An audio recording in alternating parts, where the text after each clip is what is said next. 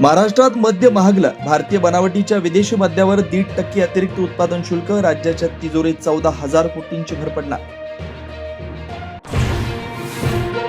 सर्वच लोकल ट्रेन्सना स्वयंचलित दरवाजे बसवण्याचा विचार. गर्दीच्या नियोजनासाठी सरकारी कार्यालयांच्या वेळाही बदलण्याची शक्यता. मुख्यमंत्र्यांची माहिती. दोन्ही राष्ट्रवादींच्या एकत्रीकरणाबाबतचे सर्वाधिकार सुप्रिया सुळेंना. वर्धापन दिनाच्या भाषणात कोणताही ठोस निर्णय नाही, मात्र लेखात एकत्रीकरणाच्या प्रक्रियेबद्दल भाष्य. प्रदेशाध्यक्ष पदासाठी नव्या चेहऱ्यांना संधी द्या. वर्धापन दिनाच्या मेळाव्यात जयंत पाटलांची मागणी. प्रमुख सहकाऱ्यांशी संवाद साधून घेणार निर्णय. शरद पवारांची प्रतिक्रिया. सत्तेच्या गोळाभोवती जमा झालेले मुंगळे सत्ता जाता निघून गेले. राष्ट्रवादीच्या वर्धापन दिन सोहळ्यात आमदार रोहित पवारांची टीका. सोबत राहिलेल्यांना निष्ठावान मुंग्यांची उपमा.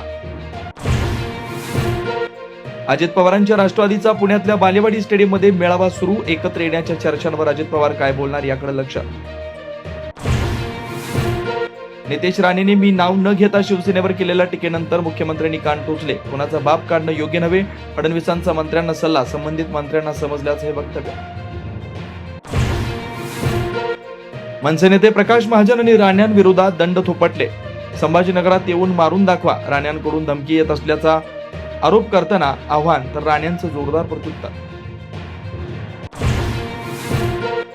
मोदी सरकारला 11 वर्ष झाल्यानिमित्त भाजप शासित राज्यांच्या मुख्यमंत्र्यांकडून पुस्तिकेचं प्रकाशन.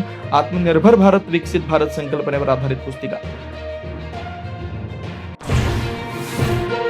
शेजारी देश आपल्या सोबत नाही, त्यावरून पवारांची मोदींवर टीका. मोदींनी शेजारी देशांशी सुसंवाद ठेवला नाही, त्याचे परिणाम देशाला भोगावे लागतात. पवारांचं वक्तव्य. लाडक्या बहिणींचा डेटा देण्याची आयकर विभागाची तयारी. उत्पन्न 2.5 लाखांच्या मर्यादेपेक्षा जास्त आहे का ती कळणार. ITR भरणाऱ्या लाडक्या बहिणी आपोआप अपात्र ठरणार.